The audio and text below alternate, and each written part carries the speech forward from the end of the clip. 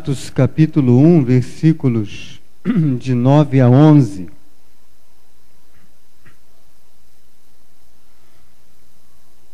pastor me perguntou: o senhor quer pregar no domingo agora, hoje à noite?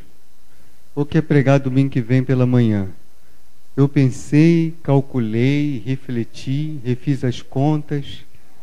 Aí pensei assim: falar no domingo de manhã seria bom, que eu teria um tempo maior para estudar. Mas eu vou falar depois que os feras vão falar quinta e sexta e tô fora.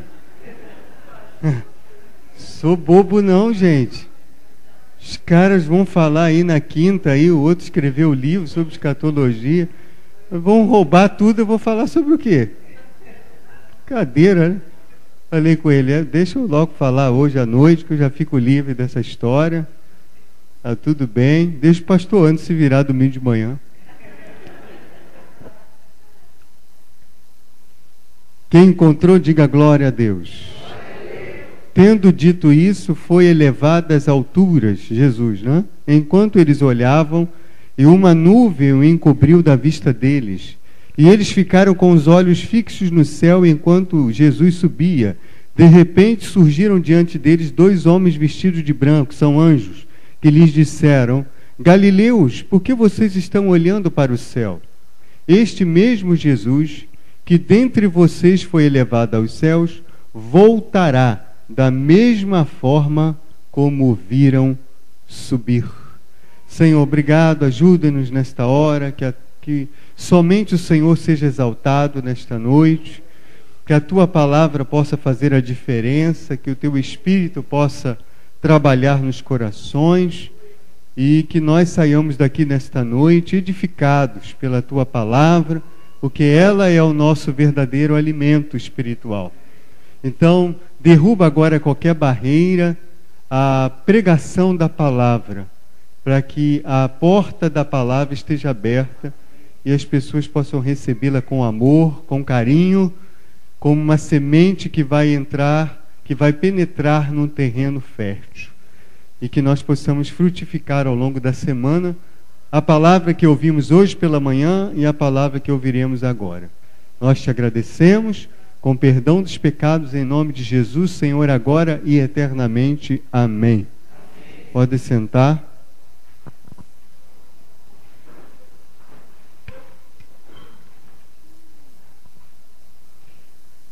O texto que nós lemos fala da ascensão de Jesus.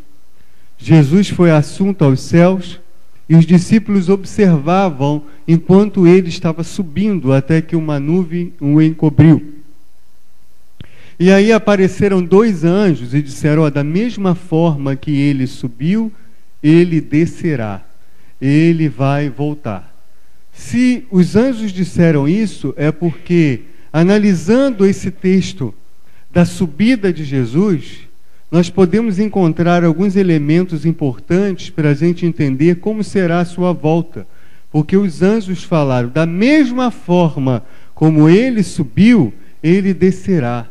Então, analisando esse texto de Atos, e Atos não é um livro apocalíptico, não é um livro profético, é um livro histórico, mas essa passagem é profética dentro do livro de Atos. Porque os anjos estão dizendo para eles o seguinte: olha, da mesma forma que ele subiu, ele descerá. Então, se é da mesma forma, se nós analisarmos um pouquinho esse contexto desses versículos que nós lemos, nós vamos poder encontrar algumas lições para a nossa vida, enquanto de preparação para o seu retorno, para a sua volta, para a volta de Jesus. A segunda vinda do Senhor Jesus, ela é mencionada 1845 vezes na Bíblia Sagrada, 1527 vezes no Antigo Testamento e 318 vezes no Novo Testamento, para você ver a importância desse tema na palavra de Deus. Para algo ser mencionado 1845 vezes na Bíblia, é porque esse algo é muito importante, é porque esse tema é fundamental para a vida e a esperança da igreja. A volta de Jesus é tão importante que antes do próprio Senhor subir, ele deu algumas instruções aos discípulos que, por extensão, chega até nós na noite de hoje ao lermos a sua palavra. A todo momento que alguém abrir a palavra de Deus no texto que nós lemos, Jesus estará dando instruções para ele quanto ao seu retorno, quanto à sua volta. Ele mesmo dá instruções aos discípulos, preparando-os para a proclamação do Evangelho, mas também para o seu retorno. O contexto do texto que nós lemos, nós temos nele algumas evidências de fatos que acontecerão no retorno de Cristo à terra. E eu quero que você permaneça com a Bíblia aberta, que eu vou destrinchar agora o versículo 9, depois o 10 e o 11 que nós lemos. Vamos começar com o versículo 9 para analisarmos algumas lições sobre a volta, sobre o retorno de Jesus. Começa dizendo assim: e tendo dito isto, quem estava dizendo alguma coisa? É Jesus. São as últimas instruções de Jesus para a igreja. Cada vez que falamos da volta de Jesus, nós estamos dando as últimas instruções para que os crentes se preparem para a consumação dos séculos. Na verdade, essa temática que Deus colocou no coração do nosso pastor, para todo mês de setembro de cada ano nós estarmos pensando sobre o retorno de Jesus, na verdade, esse tema ele é fundamental para dar à Igreja de Cristo, no nosso caso aqui, a Comunidade Cristã Nova Vida, noções, ideias, uma sustentação bíblica para o preparo, instruções da Palavra de Deus para o retorno de Jesus. Então, o pastor fez isso domingo passado, eu estou fazendo agora, quinta-feira o pastor Marcos Tuller vai fazer, na sexta-feira o pastor Moisés Martins vai continuar, no domingo à noite o pastor Germano vai completar, no domingo de manhã o pastor Anderson ou o pastor Antônio vão completar isso, vão falar também sobre isso.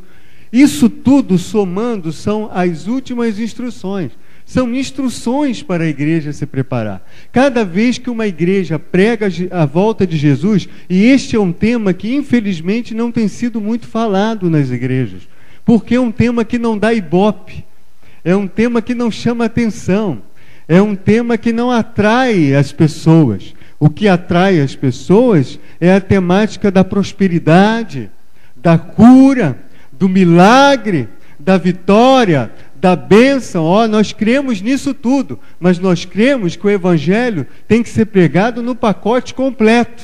O Evangelho não pode ser pregado apenas aquelas facetas dele que são mais interessantes, porque o Evangelho todo é interessante. Repita comigo: o Evangelho é todo interessante. A Bíblia é completamente interessante. Se você concorda, diga amém. Amém. Então esse negócio de pegar só aqui, coisinha ali e tal, para poder agradar, não interessa com a gente. Nós queremos falar o que a Bíblia diz que devemos falar, o que o Senhor nos manda dizer. Então tudo isso que vai estar acontecendo, na verdade, são as últimas instruções que nós estamos recebendo. Cada vez que uma igreja fala da volta de Jesus, ela está preparando o seu povo. Cada vez que o ministério aborda esse tema, o ministério pastoral que aborda esse tema do retorno de Jesus, ele está consciente de que precisa preparar as suas ovelhas, o seu povo, para a iminente volta de Cristo, porque Jesus está voltando. Os sinais evidenciam isso. A cada dia que passa, nós nos aproximamos do encontro triunfal com Jesus. E como está a nossa vida? Nós estamos preparados para a volta de Jesus? Ainda no versículo 9, tendo dito isto, ele foi elevado às alturas. Isso nos indica que da mesma forma como Jesus subiu, estava no alto, no retorno dele, ele estará no alto. Ele estará em evidência. Aliás, irmãos, nunca vimos tanto falar de Jesus. Você liga o rádio, você pode escolher. Você liga a televisão e pode escolher. Eu estava ontem vendo, e até a minha esposa dizendo, você está vendo muito a canção nova. Você vai passar a virar padre. Tome cuidado com isso. Você está vendo muita canção nova. Eu estava ouvindo um pregador, ontem não, na quinta-feira, eu estava vendo um padre fazer uma exposição de sermão.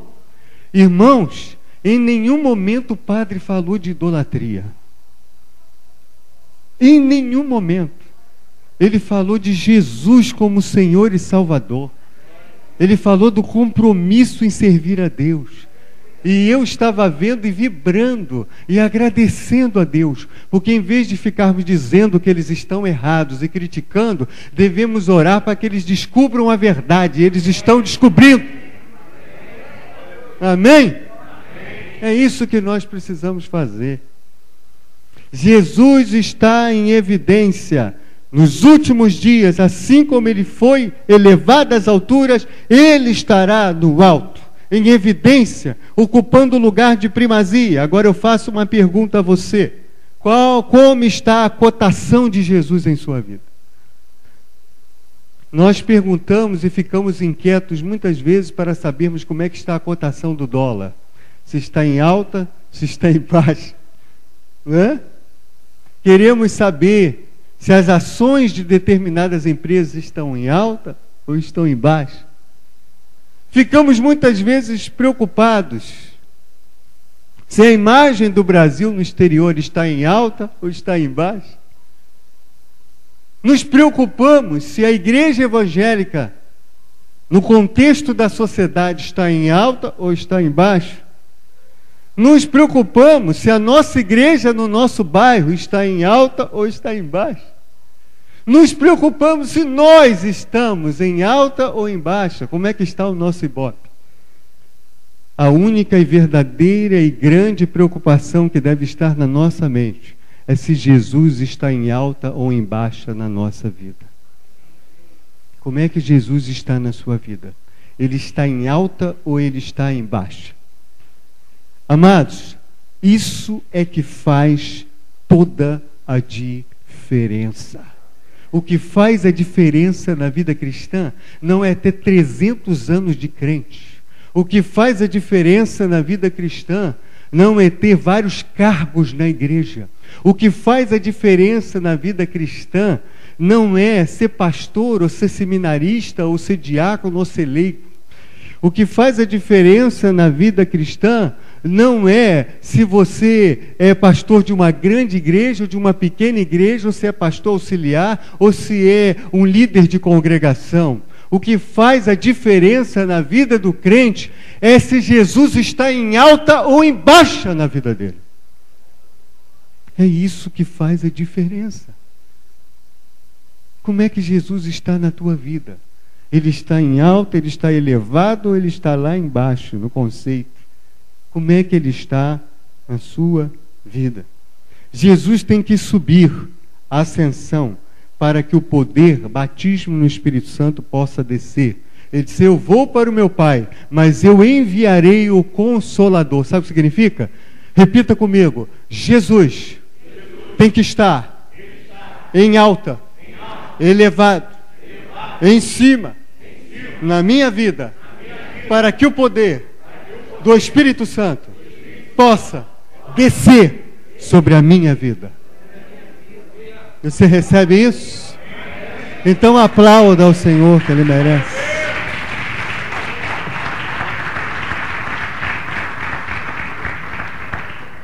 Ainda o versículo 9. Tendo dito isto, foi elevado às alturas, enquanto eles olhavam. Todos os discípulos que estavam presenciando a subida de Jesus estavam com os olhos fixos nele, olhavam para ele. Isso indica que na sua volta a igreja deve estar dessa mesma forma, olhando para Jesus, autor e consumador da fé. Devemos estar em unidade em torno da pessoa inefável e maravilhosa de Jesus Cristo. Assim deve estar a igreja quando da sua volta, olhando para Jesus, unidas em Jesus. Paulo, quando escreveu a primeira carta aos Coríntios, eu fui informado pelos membros da família de Cloé que há divisão entre vós. Há um grupo que diz, eu sou de Paulo. Há outro grupo que diz, eu sou de Pedro. Há outro que diz, eu sou de Apolo. E há outro que se achando mais santo que todos diz, eu sou de Cristo. Eu quero dizer para vocês que Paulo não morreu por vocês, nem Apolo, nem Cefas, nem Pedro. E nem vocês que se julgam os mais santos, dizendo que são de Cristo, vocês estão contribuindo com a unidade. Na verdade, vocês estão se tornando mais um partido, se relacionando entre outros partidos. O que mais importa para vocês, o que mais importa para nós, é que a nossa unidade está na cruz de Jesus Cristo. A nossa unidade está na cruz, e detalhe, na cruz vazia, porque Ele saiu de lá, morreu, ressuscitou e está vivo entre nós. Há uma só fé, um só Senhor, um só batismo, um único Deus. A igreja deve estar unida. Então, vira para a pessoa bonita que está do seu lado e diga assim, eu preciso estar em unidade contigo, em comunhão contigo, para que eu possa estar preparado para o retorno de Jesus Cristo aqui na terra. E uma nuvem o encobriu. A nuvem pode representar a Shekinah, a glória de Deus que deve estar envolvendo Jesus dentro da igreja nos últimos tempos. A glória do Senhor deve encher a igreja. Como é que a igreja pode estar preparada para a volta de Jesus? A igreja estará preparada se a Shekinah de Deus estiver na igreja, se a glória de Deus estiver na igreja, se a nuvem de Deus estiver na igreja. Mas a nuvem também pode representar a ocultação de Jesus. E diz o texto que a nuvem ocultou deles a pessoa de Jesus. Jesus estava subindo e a nuvem o encobriu. Nos últimos dias, muitas pessoas vão ter muitas nuvens encobrindo Jesus, a tal ponto que elas não vão conseguir enxergá-lo. Nesta noite, você que está aqui, qual é a nuvem que está encobrindo Jesus? Qual é a nuvem que está impedindo, está impossibilitando, criando dificuldades para você ver Jesus? Para você se relacionar com Jesus, para você caminhar com Jesus, para você ter intimidade com Jesus. É a nuvem do pecado? É a nuvem das guerras? É a nuvem dos conflitos sociais? É a nuvem dos valores invertidos? É a nuvem da iniquidade? É a nuvem do esfriamento do amor? Muitos crentes não estão conseguindo enxergar Jesus no culto com os olhos espirituais, porque o seu amor por Jesus já esfriou há muito tempo. Porque o seu amor para com a casa de Deus já esfriou há muito tempo. Irmãos, isso é o cúmulo da dificuldade. O pastor tem que fazer um apelo para que os crentes estejam na igreja. Se nós nos conscientizarmos que Deus não precisa da gente, embora Ele nos ame, porque Ele já existia antes de nós existirmos, mas nós é que precisamos dEle. Se nós não colocarmos isso na nossa cabeça, de que nós precisamos dEle, fica muito difícil. Não há apelo pastoral que resolva. Não há marketing que faça sucesso. Se nós não nos conscientizarmos que nós precisamos de Jesus, que nós precisamos de estar na casa de Deus, que isto é uma demonstração de que amamos ao Senhor, de que amamos a Deus. Eu não sei como alguém pode dizer que ama Jesus e não ama a sua casa. Eu não sei como alguém pode dizer que ama o Senhor, mas por qualquer coisa não vem à igreja. Eu não sei como alguém pode dizer que ama a Jesus, mas despreza a sua palavra. Eu não sei como alguém pode dizer que ama Jesus, mas não valoriza o estar na igreja. Alguma coisa está errada.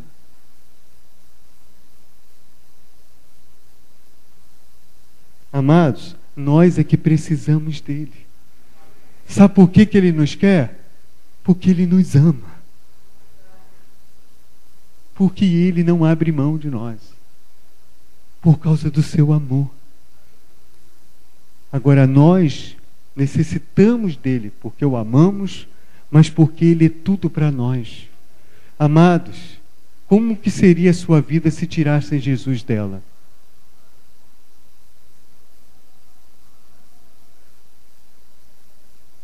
Faça essa pergunta nesta noite.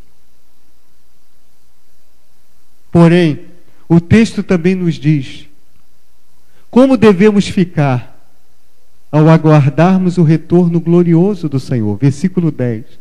E ficaram com os olhos fixos no céu. Sabe o que significa?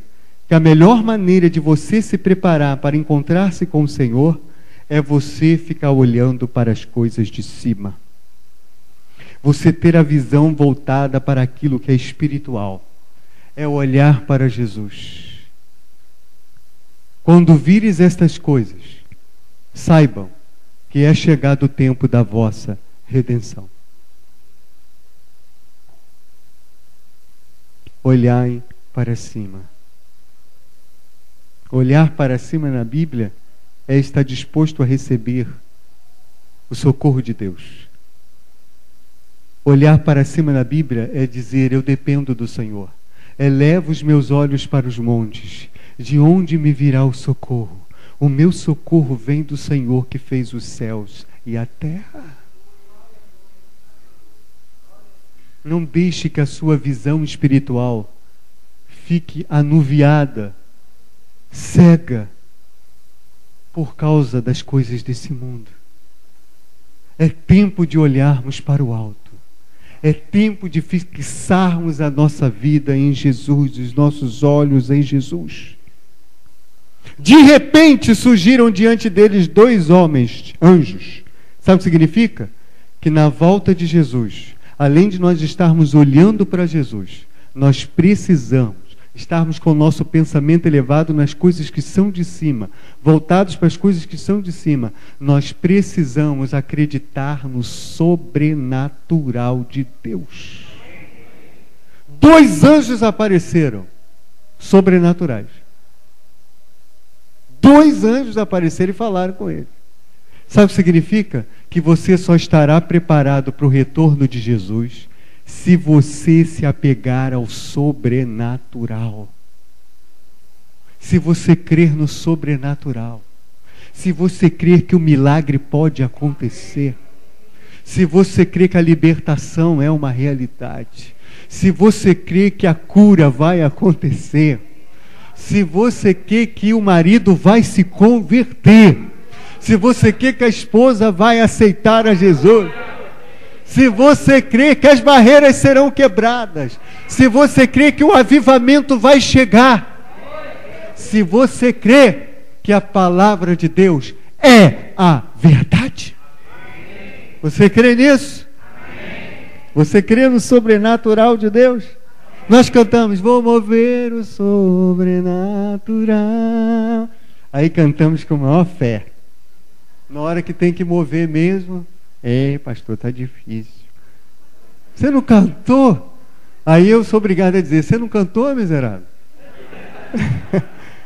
Você não cantou, infeliz? Cantei, mas igual o Calbini, cantei como não cantava assim.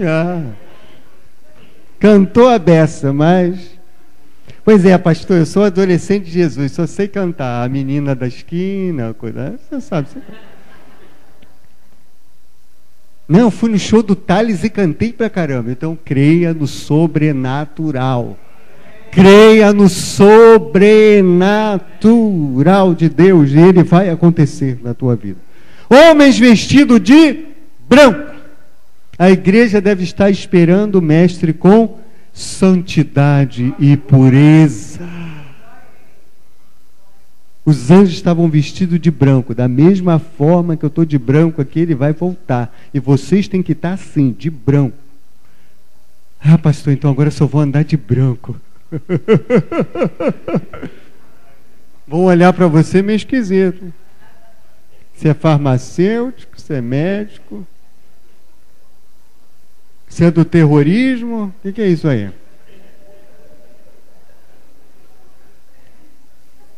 Ou é vendedor de cuscuz?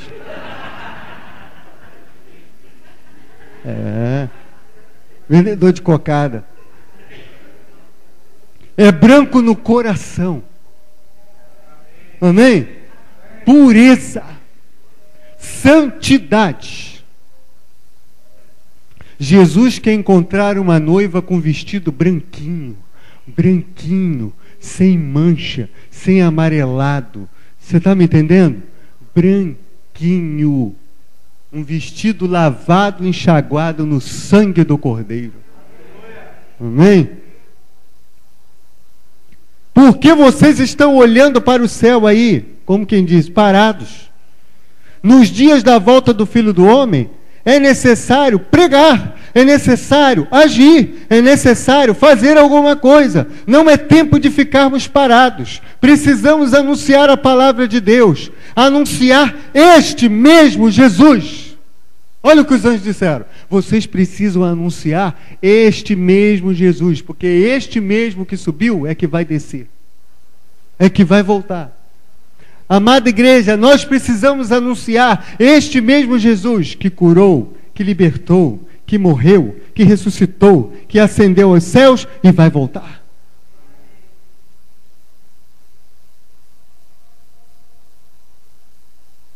Os 4 temas do Evangelho: Jesus salva, Jesus cura, Jesus batiza com o Espírito Santo e Jesus voltará. Repita comigo: os 4 temas do Evangelho: Jesus salva, Jesus cura, Jesus batiza no Espírito Santo e Jesus voltará. Quando encontrar o irmão da quadrangular, você agradece a ele porque veio de lá. Por isso que é Evangelho quadrangular, gente. Você não sabia disso, não? Diga assim, então, para a pessoa que está do seu lado: eu não falei que era importante você ir ao culto hoje? Porque hoje você aprendeu algo que, se você tivesse ficado em casa vendo Faustão, você não aprenderia. Parabéns, diga para ele: parabéns. Parabéns. Louvado seja o nome do Senhor. Só que eu gosto do 5º tema: Jesus liberta. Para ser recebido no céu, você tem que receber em seu coração aquele que já foi recebido no céu. Amém? Repita comigo: para ser recebido no céu, um dia. E tem muita gente dizendo aí que demora esse dia, porque eu ainda quero casar, pastor. Demora esse dia aí. Mas vamos de novo, senão eu esqueço tudo. Para ser recebido no céu, um dia, eu preciso antes receber no meu coração aquele que foi recebido no céu. Amém? Qual o nome dele? Jesus de Nazaré. O nome mais lindo que existe. O nome que dá sentido à nossa vida.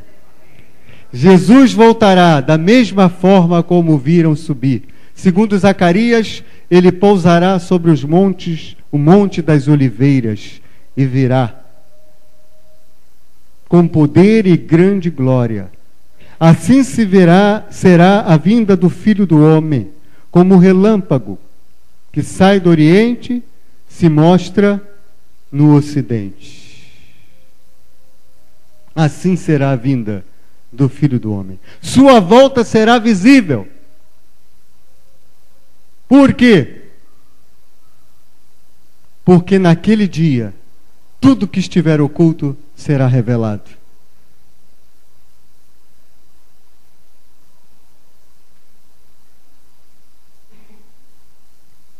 Eu sei que você está pensando assim. Ih! Aquela famosa vogal. Ih! Eu também, irmãos. Todos nós temos coisas que nós não gostaríamos que fosse revelado. Mas naquele dia, tudo que estiver oculto será revelado. É por isso que a volta dele é visível. Como é que está a sua vida?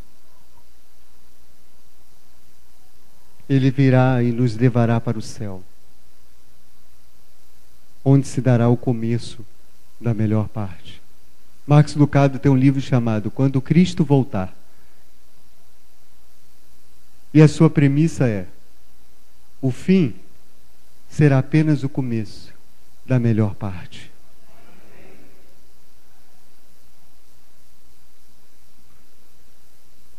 Amado, se você viver pensando que o fim é o começo da melhor parte, você não tem medo da morte. Você não tem medo. Você não tem medo de falar da volta de Jesus. Tem crente que bate até 3 vezes na madeira. Então, que isso? Não fala nisso não, que chega a me arrepia. O apóstolo Paulo disse que Jesus virá buscar a todos aqueles que amarem a sua vinda. Quem ama a vinda de Jesus? Sabe o que significa amar a vinda de Jesus? É ter saudade de Jesus.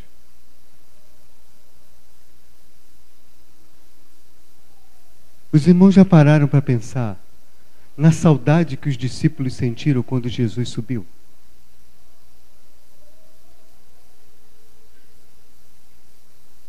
Pastor, ele disse: eis que estou convosco todos os dias até... Estou falando da presença espiritual de Jesus que eles sentiam.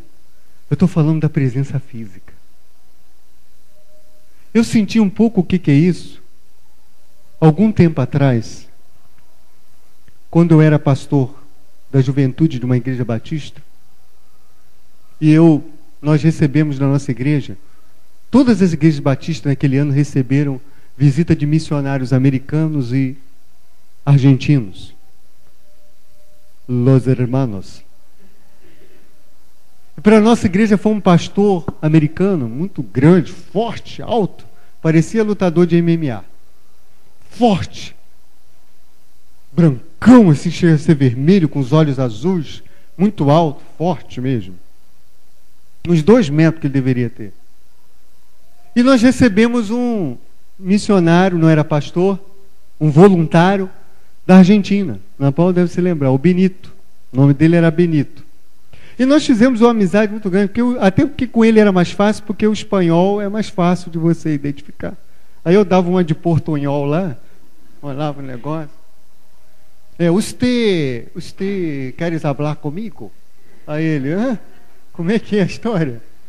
Torcedor do Boca Juniors. Não sei se agora isso era Boca Juniors ou River Plate, não me lembro. Um desse grande da Argentina. E a gente brincava com ele, a gente saía para evangelizar, eu levava o violão. Naquela época eu trabalhava 3 vezes na semana só.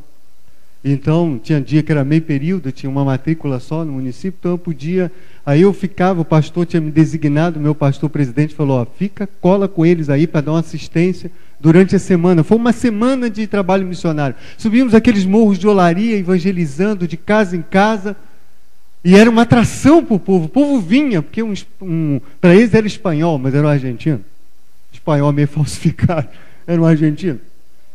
E ele falava do amor de Deus, e a gente brincava com ele, falava assim, Benito?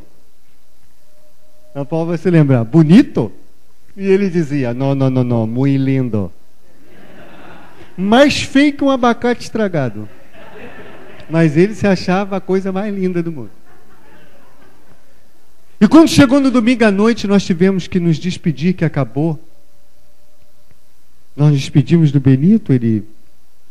acho que saiu mais cedo, não me lembro agora, mas o pastor ficou americano, eu fiz vários trabalhos com o americano, até fiz mais com o pastor americano, porque eu era pastor já na época, então para auxiliá-lo, eu fui com ele. E um intérprete, cara, que eu não falo nada de inglês. Só falo, my name is. Thank you. Tudo era thank you. Aí, o que aconteceu? Aquele pastor... era um missionário, ele tinha deixado a família toda, eu acredito que era no Texas, não me lembro exatamente.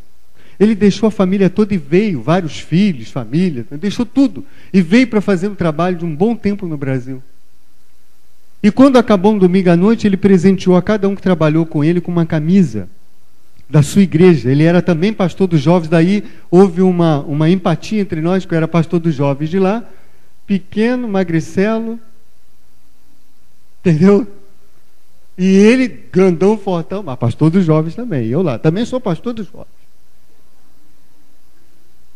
E ele lá.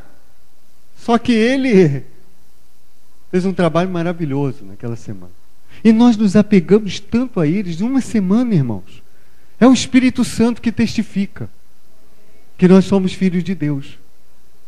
Que quando chegou no domingo à noite, ele entregou os presentes, ele me chamou à frente, entregou a camisa, e pela primeira vez o meu nome, eu nem sabia que ela seria presidente, mas meu nome virou o nome da Dilma, porque o inglês não tem o G, né, o som do G. Aí ele, pastor, porque pastor é pastor em inglês. Aí chama, Pastor Dilmar. Aí eu... Quase que eu fiz o juramento da bandeira, faixa presidencial. Pastor Dilmar.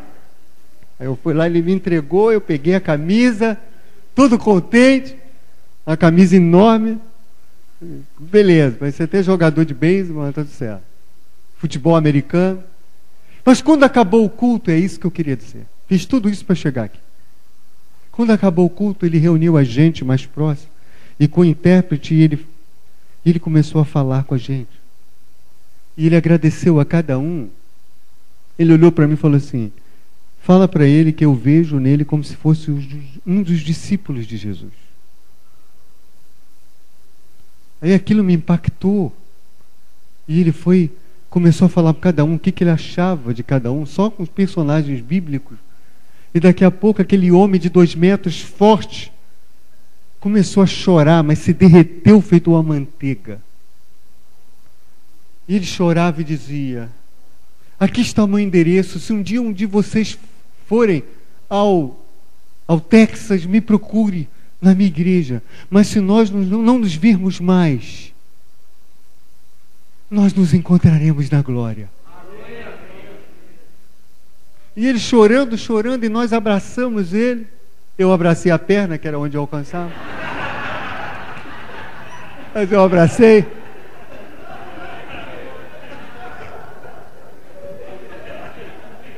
Peguei a unção pelo pé. A mulher não beijou os pés de Jesus, que eu não posso pegar a perna do pastor.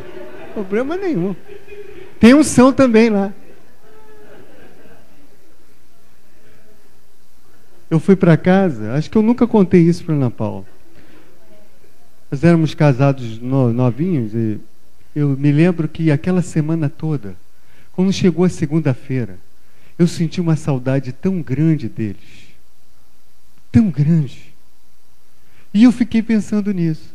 Se eu convivi com aquele homem tão especial, com aqueles 2 homens de Deus, tão especiais, tão devotados à obra, e aquele pastor dizia assim, agora eu me lembrei, ele chorava e dizia, não me importa quantas vezes eu terei que deixar minha família, por Jesus eu faço qualquer coisa, nem que eu tenha que morrer por ele. E eu falei, se eu estou sentindo tanta saudade de alguém pecador como eu, falho como eu imagino como os discípulos ficaram neste dia, quando eles olharam e viram Jesus subindo.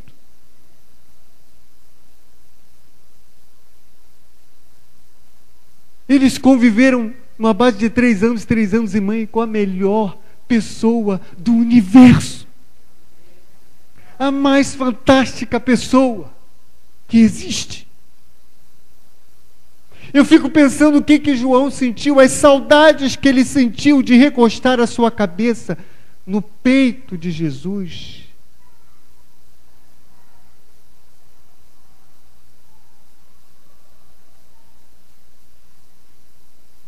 Eu creio que a saudade amenizou 40 dias depois, que 50 dias, mas contando a Páscoa, quando o Espírito foi derramado. Aí foi amenizado. Amar a vinda de Jesus é ter saudades de Jesus. Porque quem tem saudade deseja que ele volte logo, que a pessoa venha logo, que esteja logo com a gente. Ele estava espiritualmente, mas eu sei que eles sentiram. Você sente isso no texto quando você lê. Que eles sentiram, ficaram olhando, sentiram a saudade de comer peixe com Jesus, de ouvir Jesus contar as parábolas, de se alimentar com Ele. Quem sabe de contar algumas anedotas, de saber que era um amigo que eles podiam contar quando o mar estivesse tenebroso, de ver o carinho como Jesus tratava as pessoas, como Jesus cuidava das pessoas, como Jesus se importava com as pessoas. A palavra que representa saudades de Jesus é Maranata. Maranata significa: ora vem, Senhor Jesus. Eu tenho a certeza que o que ameniza a nossa saudade é que o Espírito Santo está dentro de nós. Eu tenho certeza que o que ameniza a nossa saudade é que Ele prometeu, e Ele vai cumprir, e Ele vai voltar.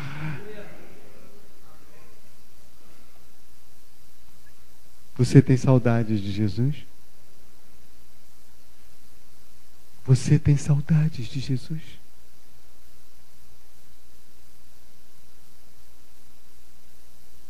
Como que é isso, pastor? Sentir saudade de Jesus? Quando você chega na segunda-feira e fica ansioso para chegar à quinta, é porque você está com saudade de Jesus.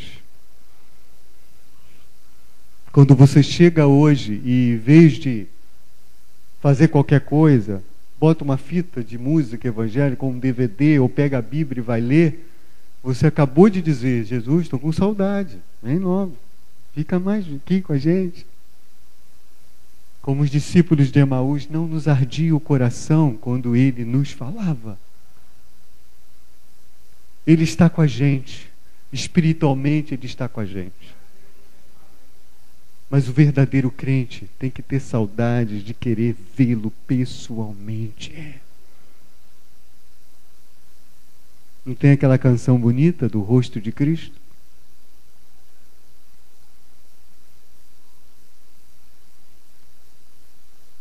E ela diz, né? Eu fico pensando no privilégio que muitos tiveram de ver o seu rosto, de ouvir sua voz.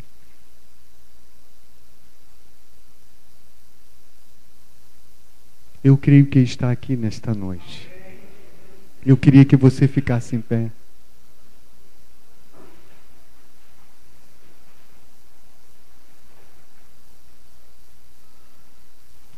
Ele vai voltar.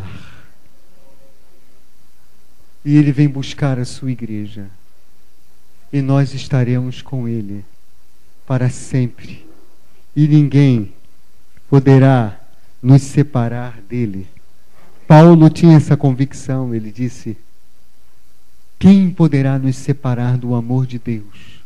A fome, a miséria, a nudez, a doença, a enfermidade, os demônios? Nada nos poderá separar do amor de Deus que está em Cristo Jesus, nosso Senhor. E quando Ele vier, Ele nos levará e estaremos para sempre com Ele. Certa feita Ele reuniu os discípulos e disse: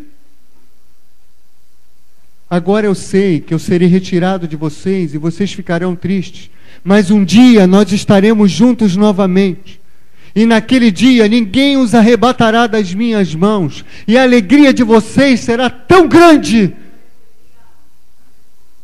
porque nós estaremos na Nova Jerusalém. Então vi novos céus e nova terra, pois o primeiro céu e a primeira terra tinham passado, e o mar já não existia. E vi a cidade santa, Nova Jerusalém, que descia dos céus da parte de Deus, preparada como uma noiva adornada para o seu marido. Ouvi uma forte voz que vinha do trono e dizia: agora o tabernáculo de Deus está com os homens, com os quais Ele viverá. Eles serão os seus povos, o próprio Deus estará com eles e será o seu Deus. Ele enxugará dos seus olhos toda lágrima. Não haverá mais morte, nem tristeza, nem choro, nem dor, pois a antiga ordem já passou. Aleluia!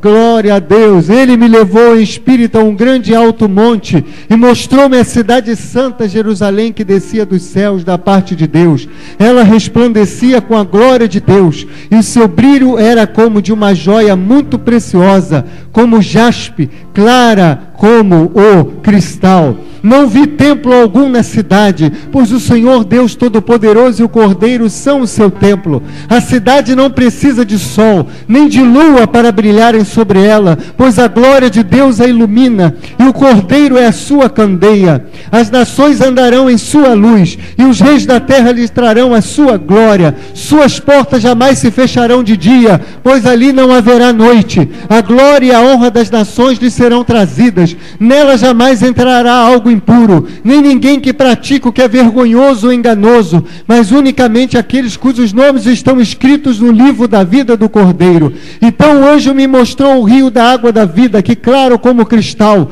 fluía do trono de Deus e do Cordeiro, e no meio da rua principal da cidade, de cada lado do rio estava a árvore da vida, que frutifica 12 vezes por ano, uma vez por mês. As folhas da árvore servem para a cura das nações. Já não haverá maldição nenhuma. O trono de Deus e o do Cordeiro estará na cidade, e os seus servos o servirão. Eles verão a sua face, e o seu nome estará em suas testas. Não haverá mais noite. Eles não precisarão de luz de candeia, nem da luz do sol, pois o Senhor Deus os iluminará, e eles reinarão para todo o sempre. Louvado seja o nome do Senhor nosso Deus. Aleluia.